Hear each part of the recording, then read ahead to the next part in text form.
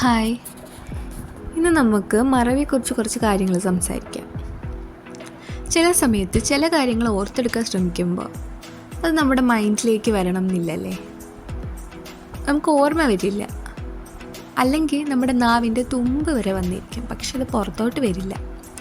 അങ്ങനെയുള്ള സിറ്റുവേഷൻസിൽ നമ്മൾ മറവിയെ ശപിക്കും അല്ലേ. പക്ഷേ ഈ മറവി എന്ന് പറയുന്നത് ഒരു അനുഗ്രഹം കൂടെയാണ്, ഒരു ആശ്വാസം കൂടിയാണ്.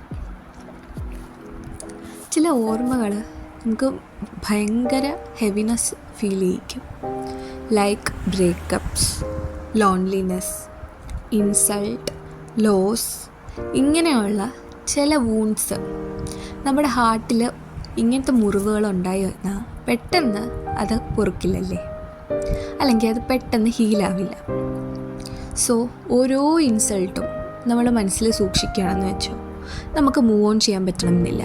ഓരോ ലോസ്, നമ്മുടെ ലവ്ഡ് വൺസിൻ്റെ വേർപിരിയൽ, അല്ലെങ്കിൽ heart breaks, love failures, toxicity, ഇതെല്ലാം നമ്മൾ സഹിക്കും. ഇതൊക്കെ നമ്മുടെ ലൈഫിന് ഒരു പാർട്ടായിട്ട് വരും. ലൈഫിൽ അപ്സ് ഉണ്ടായിരിക്കും, ഡൗൺസ് ഉണ്ടായിരിക്കും, ഇത് വന്നു പോയിക്കൊണ്ടിരിക്കും. നമ്മൾ ഡൗൺ ആയിട്ടുള്ള കാര്യങ്ങൾ മാത്രം ഓർത്തിരുന്നാൽ നമുക്ക് മൂവ് ഓൺ ചെയ്യാൻ പറ്റില്ല. മാത്രമല്ല നമ്മുടെ ഒരു നേച്ചർ അനുസരിച്ച് നമുക്കുണ്ടാകുന്ന നെഗറ്റിവിറ്റി, അല്ലെങ്കിൽ നമുക്കുണ്ടാകുന്ന വൂൺസ്, അല്ലെങ്കിൽ നമ്മുടെ ബാഡ് മെമ്മറീസ്, ഇത് മാത്രമാണ് നമുക്ക് ചിലപ്പോൾ ഓർമ്മ വരത്തുള്ളൂ.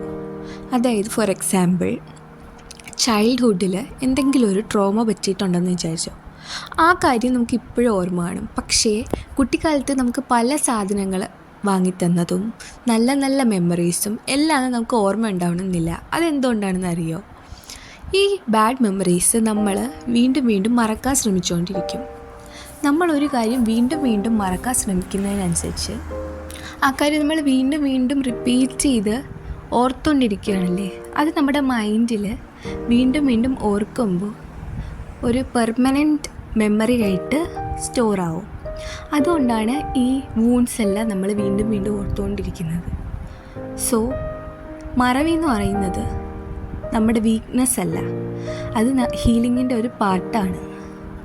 ഒരു കൊടുങ്കാറ്റുണ്ടായാൽ തന്നെ മരം എന്താ ചെയ്യുക? അതിൻ്റെ ഇല പൊഴിക്കും, ഇടി മിന്നൽ ഇതിനെക്കുറിച്ചെല്ലാം മറക്കും, വീണ്ടും ബ്ലൂം ചെയ്യും, വീണ്ടും പൂവിടും, അത് കായ്ക്കും, അത് ഫലമായിട്ട് നമുക്ക് തരും.